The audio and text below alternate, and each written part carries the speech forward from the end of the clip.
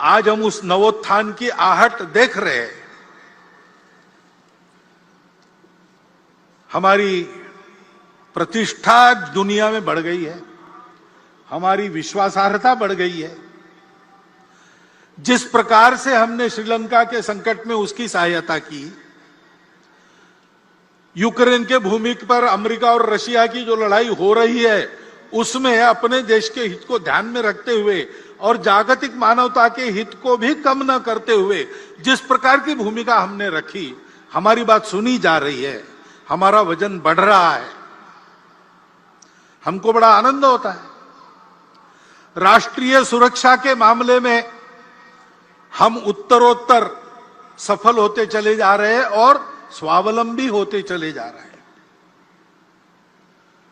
Corona की विपदा से बाहर आने के बाद अब हमारी अर्थव्यवस्था धीरे धीरे पूर्व स्थिति पर आ रही है और वो आगे जाएगी, ऐसी भविष्यवाणी दुनिया के सभी अर्थतज्ञ कर रहे हैं। खेल के क्षेत्र में भी नीतियों में जो अच्छा परिवर्तन आया है वो तो है ही, लेकिन हमारे खिलाड़ी ओलंपिक्स में और पैरा ओलंपिक्स में भी अपने कर्तृत्व को दिखा रहे, विजय प्राप्त करके देश का नाम रोशन कर रहे। अभिमान से हमारा सीना फूल जाता है। अभी अभी दिल्ली में कर्तव्य पथ का उद्घाटन हुआ, लोकार्पण हुआ।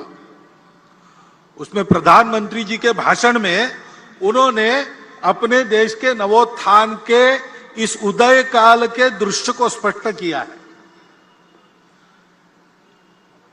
सांस्कृतिक प्रतीक, आर्थिक प्रगति के प्रतीक, हमारे देश के स्वाभिमान के प्रतीक, स्वतंत्रता के लिए जिन्होंने अपना प्राणार्पण किया उनके गौरव के प्रतीक कैसे कैसे खड़े हो रहे हैं। लेकिन इस दिशा में आगे बढ़ना है तो आत्मनिर्भर ऐसा शब्द उपयोग करते हैं हम। आत्मनिर्भर भारत की आहट हो रही है, लेकिन हमारी आत्मा क्या है उसकी स्पष्ट जानकारी चाहिए। गोलमोल नहीं चलेगा, क्योंकि आत्मनिर्भरता के पथ का प्रकाश वो आत्मा ही देती है। तो हम क्या है, हमारी आत्मा क्या है, इसकी जानकारी स्पष्ट और शासन, प्रशासन, समाज, नेतृत्व, कार्यकर्ता, इन सब में समान प्रकार की होनी चाहिए। ऐसा होने से हमारा पथ स्पष्ट होता है, क्योंकि ये प्रगति का पथ सीधा तो नहीं होता है, कोई भी पथ सीधा नहीं होता है, क्योंकि उसको परिस्थिति से जाना पड़ता है और परिस्थिति जैसी है वैसा ही जाना पड़ता है।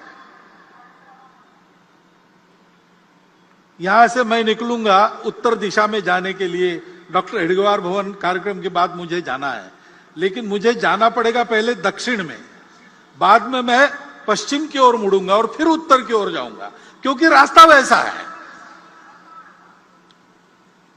तो ये लचीलापन तो रखना पड़ता है। मुझे उत्तर में जाना है, बीच में पहाड़ हो, खाना अपनी स्पष्ट हो और सबकी समान हो, क्योंकि सबकी समान कल्पना ऐसी होने के बाद एक विश्वास रहता है।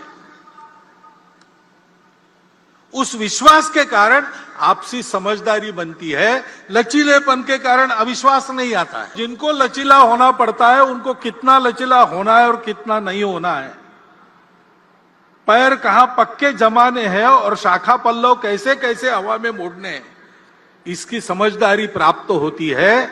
तो उसके कारण संपूर्ण समाज में एक सहचित्तता का वातावरण बनता है और उस सहचित्तता के कारण प्रगति होती है। प्रत्येक व्यक्ति के और सामूहिक रूप से हमारे समाज के राष्ट्रीय चरित्र का ये महत्व का घटक है, सहचित्तता। इसलिए हमारे संगठन मंत्र में उसको स्थान है। समानो मंत्र समिति समानी, समानम मनः सहचित्तमेषाम, समानम मंत्र अभिमंत्रमेवा।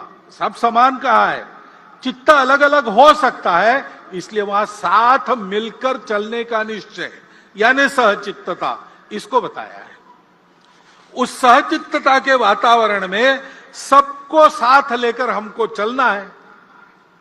और जैसा मैंने कहा, चलना है तो चलते समय कठिनाई आती है, बाधाएं आती है।